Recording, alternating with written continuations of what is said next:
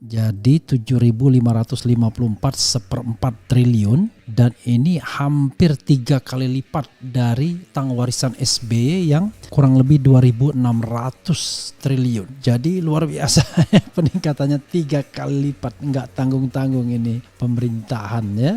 Tetapi kalau kita hitungannya utang toh, maka pemerintahan sekarang dalam tanda kutip sukses membuat rekor fantastis, menjadikan utang itu hampir 3 kali lipat. Ya kurang dari 3 kali lipat. 2.600, 3 kali lipatnya berarti 7,8, sekarang 7,5. Kalau indikatornya utang ya, pemerintah sekarang bukan berhasil mengurangi utang tetapi menambah utang hampir 3 kali lipat, dan bisa jadi tercapai 3 kali lipat itu kalau kita lihat tren utang ya. Kalau misalnya sebulan itu mencapai 30, maka 12 bulan kan menjadi 360. Jadi kalau 360 ya ditambah sekarang 75 maka 78. Jadi sampai akhir tahun ya, sampai ya katakanlah Oktober, itu bisa jadi utang pemerintah itu 3 kali lipat, benar-benar 3 kali lipat jadinya dibandingkan utang pemerintahan Presiden SBY ya.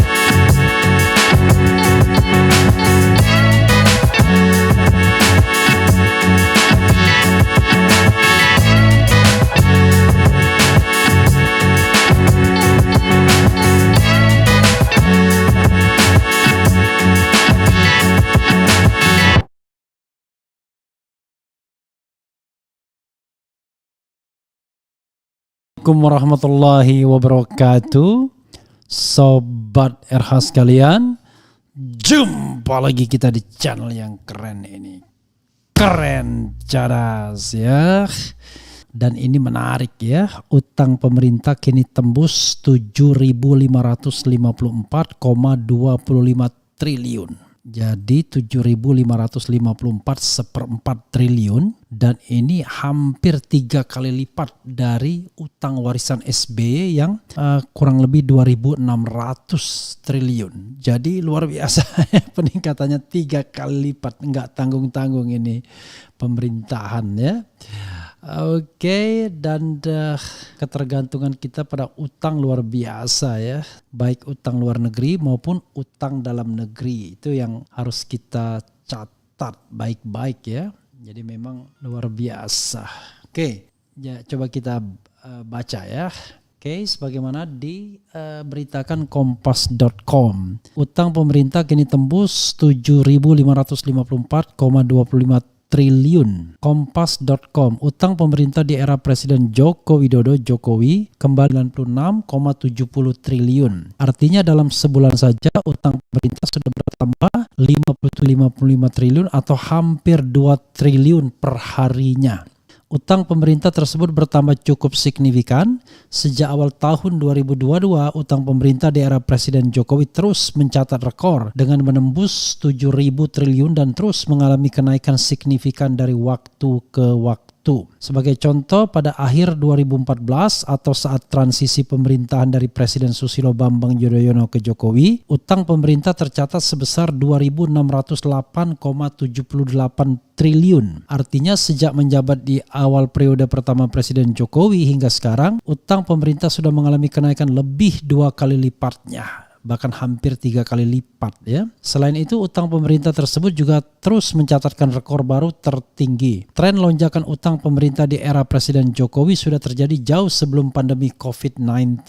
Dengan bertambahnya utang pemerintah, rasio utang terhadap produk domestik bruto (PDB) atau GDP ya, juga otomatis mengalami kenaikan. Pada akhir November 2022, rasio utang terhadap PDB adalah 38,65%. Jadi sobat era sekalian, Artinya PDB kita kurang lebih kalau dikalikan tuh ya kira-kira PDB kita itu 2000 ya. 2000 lebih 2100 2022 triliun ya. Sesuai Undang-Undang Keuangan Negara, rasio utang terhadap PDB yang harus dijaga dan tidak boleh melebihi batas, yakni tidak boleh lebih dari 60%. Saat ini rasio utang Indonesia terhadap PDB berada di kisaran 40% yang diklaim pemerintah masih dalam batas wajar dan aman. Utang pemerintah Indonesia paling besar dikontribusi dari penerbitan surat berharga negara SBN dengan rincian SBN domestik yakni sebesar 5.297,83 triliun dan SBN dalam bentuk valuta asing falas sebesar 1.400,02 triliun. Kemudian baik SBN domestik maupun vakas ya valuta asing masing-masing terbagi menjadi dua, yakni dalam surat utang negara SUN dan surat berharga syariah negara SBSN. Utang pemerintah lainnya bersumber dari pinjaman yakni sebesar 856,42 triliun meliputi pinjaman dalam negeri sebesar 17,52 triliun dan pinjaman luar negeri sebesar 838,90 triliun ya surat utang dan pinjaman. Jadi pinjaman berimbang ya dalam negeri dan luar negeri. Oh tidak, dalam negeri cuma 17,52 triliun dan pinjaman luar negeri yang banyak ya 838,90 triliun. Apabila dirinci lagi pinjaman luar negeri itu terdiri dari pinjaman bilateral yaitu 278,06 triliun, pinjaman multilateral 510,35 triliun dan commercial banks 50,49 triliun. Lonjakan utang pemerintah di dua periode Jokowi. Di akhir tahun 2014 atau masa peralihan dari pemerintahan Presiden Susilo Bambang Yudhoyono menuju pemerintahan Presiden Jokowi, jumlah utang pemerintah tercatat sebesar 2.608,78 triliun dengan rasio utang terhadap PDB sebesar 24,7%.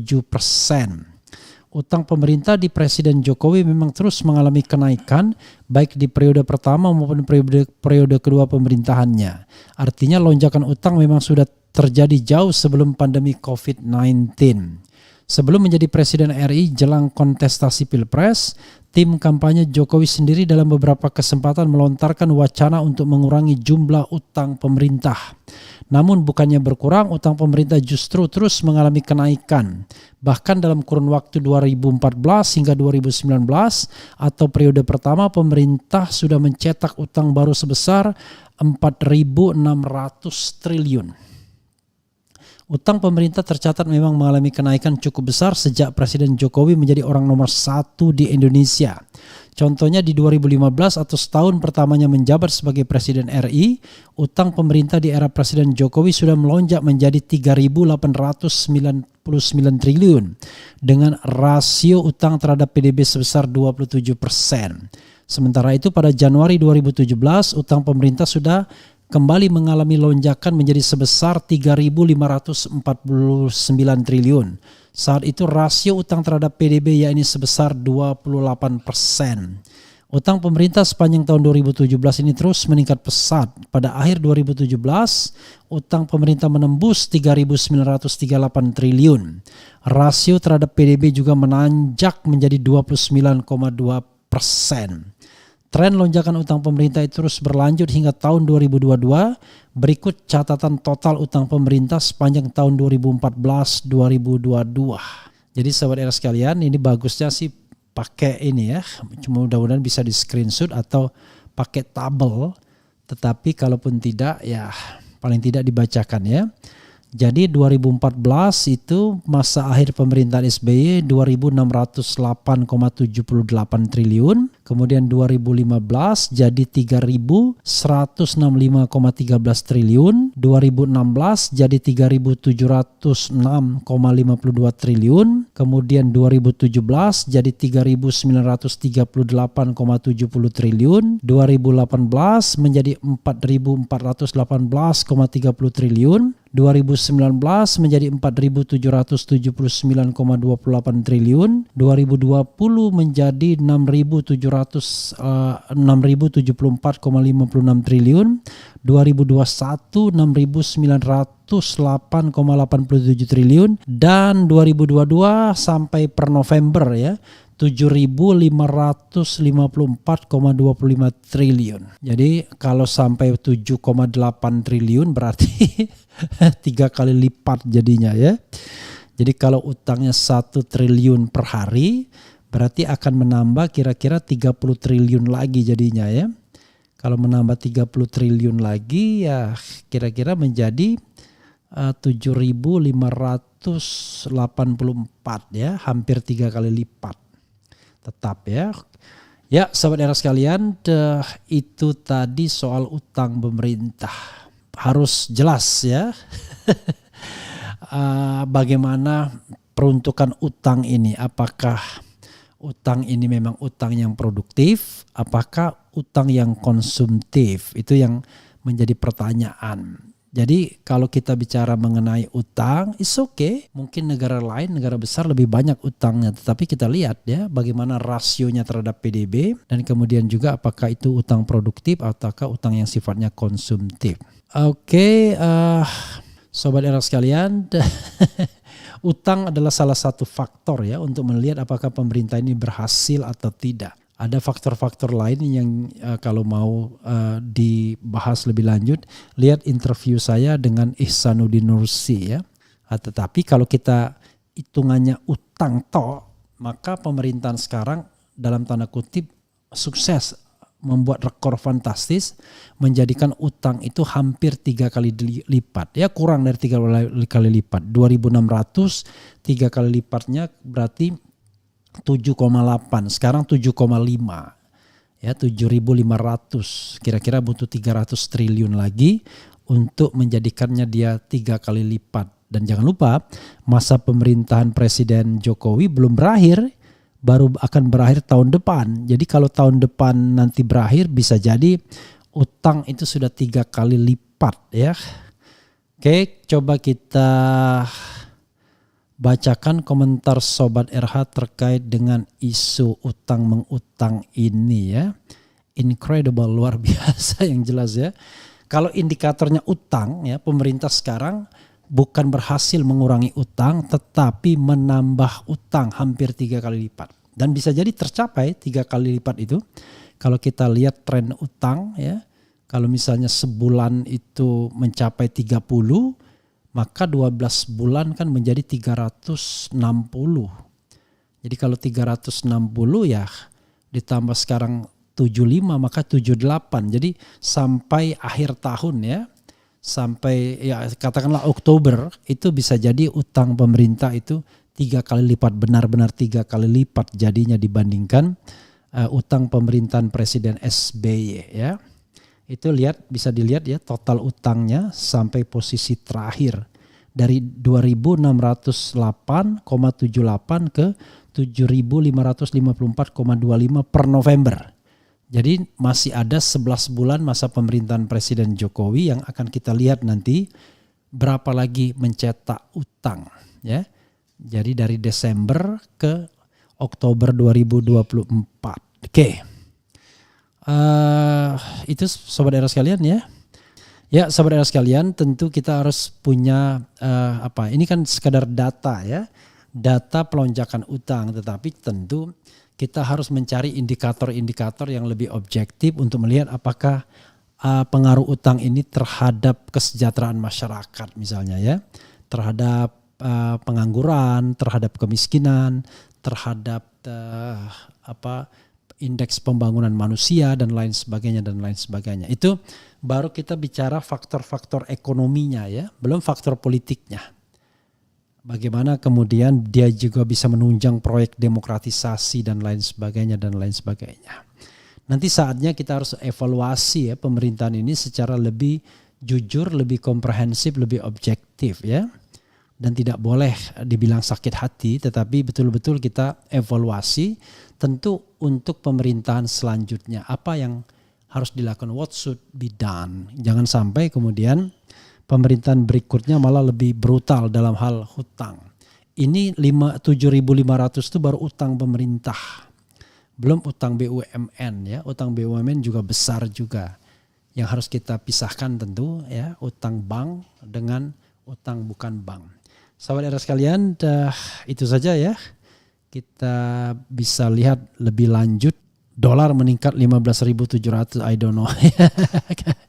Oke, sahabat era sekalian, itu saja. Wassalamualaikum warahmatullahi wabarakatuh. Ciao.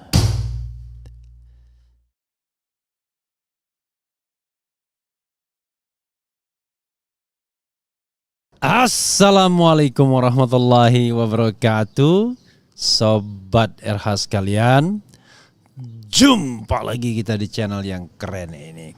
Keren cadas ya sobat semuanya. Jadi sobat semuanya, kita mulai dengan isu yang ngeri-ngeri sedap, yaitu soal utang, di mana pemerintah sudah ingin menarik utang kembali ya, itu sebanyak ratusan triliun, yang artinya utang kita akan bertambah sehari lebih dari 1 triliun, bahkan 2 triliun per hari. Kalau 365 ya 700-an, jadi hampir 2 triliun per hari. Bayangkan, jadi sahabat era sekalian, luar biasa ya utang luar negeri. Padahal kemarin per November saja utang kita sudah 7.500-an. Maka utang kita akan menjadi 8 ribuan. Dan sehingga pada akhir masa pemerintahan Presiden Jokowi, utang kita 3 kali lipat dari utang yang diwariskan oleh SBY. Karena SBY mewariskan utang 2.600 triliun. Jadi kalau dikali 3 menjadi 7.800.